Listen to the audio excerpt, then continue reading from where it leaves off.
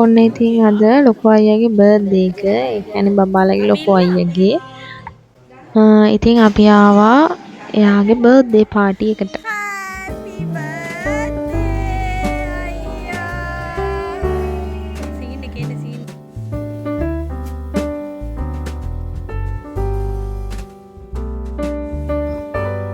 මං හිතන්නේ දවසම එනම අවුලෙන් හිටියේ. මොකද විශ් කරනවා විතරයිනේ. බර්ත්ඩේ පාටි මොකුත් නැති හින්දා සෑහෙන අවුලෙන් හිටියේ. නංගි අපේ දිහාටත් එක් කරගෙන ආවා හවසට එක්කන් ඉන්න කියලා ඇඳුමකුත් අරගෙනම. ඒ වුණාට ඉන්න බෑ කියලා අඬලා ගියා ආපහු ගෙදර. දන්නේ දුක හිතෙන්නේ නැති දැන් මෙලෝ දෙයක් නැහැ කියලා.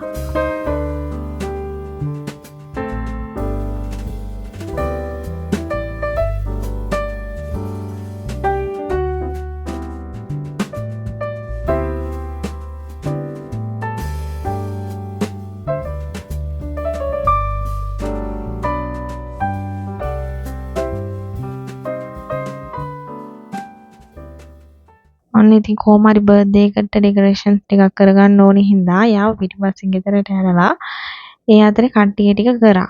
අපි ඉතින් චුට්ටක් කලින් ගියා. ඒ වුණාට අපි දෙන්නත් එක බැහැව කරන්න. ඒ නිසා යාළුවෙට කැමෙකුත් තරම් යන්න තිබ්බේ හින්දා අපි එකත් අරගෙන ඒගොල්ලෝ ගෙදරට ගියා.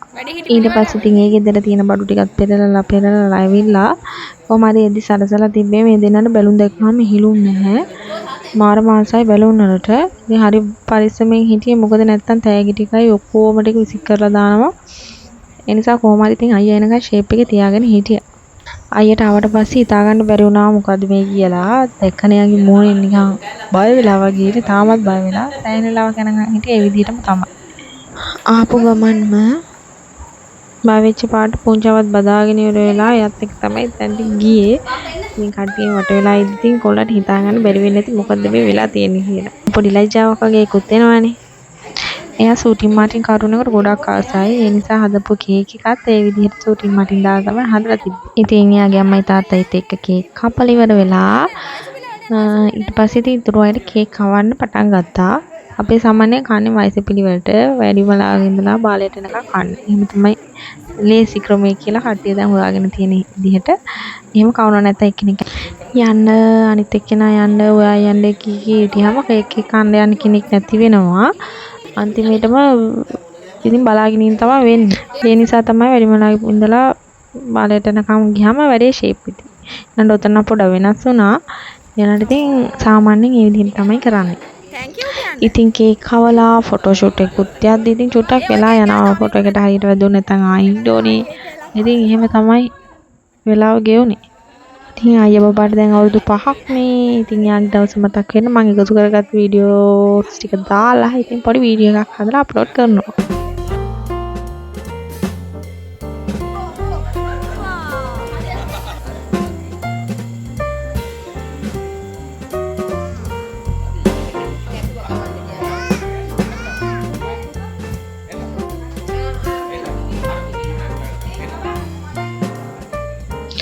දැන් කේක් කන්නේ පොඩි පරපුර. ඔන්න ඉතින් එයාගේ නංගි ඉස්සෙල්ලාම කේක් කෑවා. ඊට පස්සේ අපේ දෙන්නව දිනවල තිබ්බ කේක් කන්න කියලා. මට මතක තියෙනම් පුතා කෑවෙන්නේ නැහැ. මම මේක දැක්කේ වීඩියෝ එකකින්. එයාට කමන්න හැදුවා කොහොම හරි එයා කෑවේ නැහැ. එයා ඇහැ ගහගෙන ඉන්න එතන තියෙන අර gift එකට. ඔන්න බලන්න පස්සේ එයා කරන වැඩේ.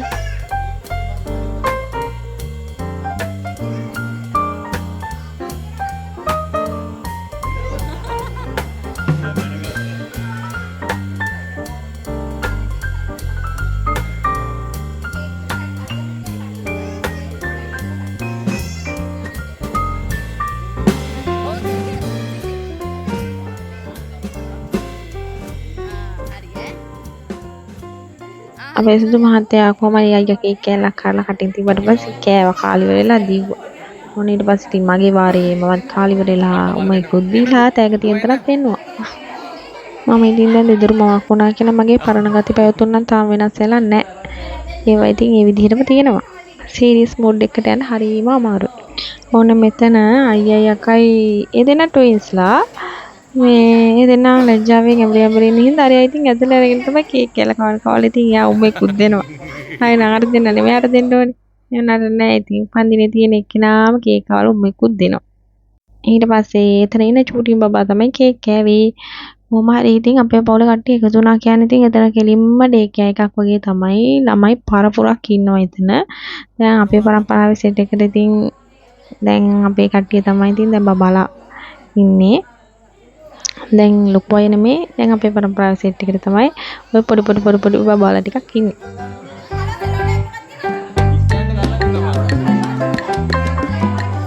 ඔයාලට පේනවා ඇති අපේ පොඩි කෙනාගෙන් බේර ගන්න බෑර කෙළවරේ තියෙන JBL එක. එයා එතන තමයි දුවන්නේ. කුක්ක් පොයින්ට් එකේ තියෙන අර ස්විච් එක දාන්න ඒකට එන කැමති. ඒකට තමයි දුවන්නේ. ඊට පස්සේ දුවගෙන ඇවිල්ලා අයියාගේ තෑගි ටික පොලේ ගහන්න පටන් ගත්තා. බේර ගන්න බෑ. කොහොම ටික පොලේ ගහගෙන යනවා කැඩෙනේම නැති හොඳයි. ඊට පස්සේ ඉතින් එයාගේ වැඩේ ඒක තමයි. අදලා ගත්තේ නැත්නම් ඉතින් කොට ටිකක් ගලවලා තමයි පස්ස බලන්නේ.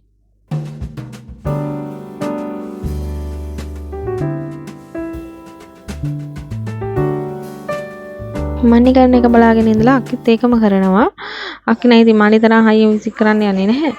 එනකොට ඉතින් එයාත් තරකම් බලාගෙන ඉඳලා උඩ දානවා විසික් කරනවා ඒව ටික කරනවා. ඉතින් ඒ තිබ්බ තෑගි වල කෑලි හවුලන්න කලින් ඔක්කොම ටික ගෙනාවු කට්ටියට තෑගි ටික දුන්නා.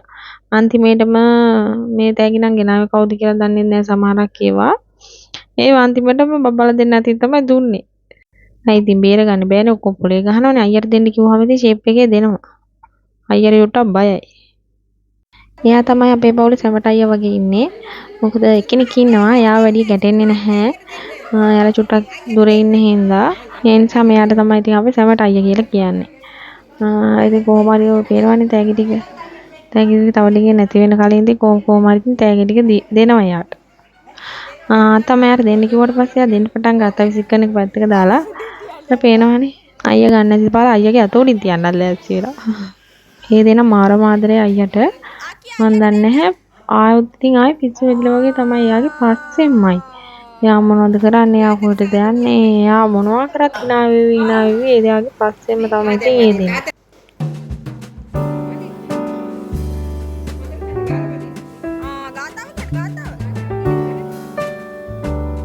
අපේ තියෙනවා එකක් අම්මටයි තාත්තටයි වදින්දී අනිවාර්යෙන් ගාතාව කියන්න ඕනේ. අපි කොච්චර ලොකු වුණත් දැන් ඒක අපිට පුරුදු වෙලා අපි ඒක කියවෙනවා ඉබේටම. ඉතින් මට ඇහුන්නේ මේ පුතා ගාතාව කියනවා මේ ඉස්සරහා බලාගෙන කියන හින්දා මම ඒ නිසා කෑ ගහනවා මගේ ගාතාව කියන්නේ කියලා. ඒක මට ඇහුන්නේ එයා ගාතාව කියනවා. එයා ගාතාව කියලා ඉතින්. මේ සැරේ අයියට බර්ත්ඩේ එකට ඕනි කියලා තිබ්බේ රේසින් කාර් එකක්. ඉතින් කලින්ම 100ට ඕඩර් එක දාලා තිබ්බේ 100 රේසින් කාර් එකක් ඕනි කියලා. ඊට පස්සේ ඉතින් තාත්තට කියලා. ඉතින් ඔය ඉතින් තාත්තා ගෙනල්ලා දීපු එක. ඉතින් 100 ගෙනියලා දුන්නේ රේසින් කාර් එකක්ම තමයි. ඉතින් දැන් මේ අපේ දුව ඒකට පිස්සු වැටලා වගේ දැන් ඒක යන පස්සෙන් එයා යනවා. ඉතින් එයාටත් ජොලි වැඩේ.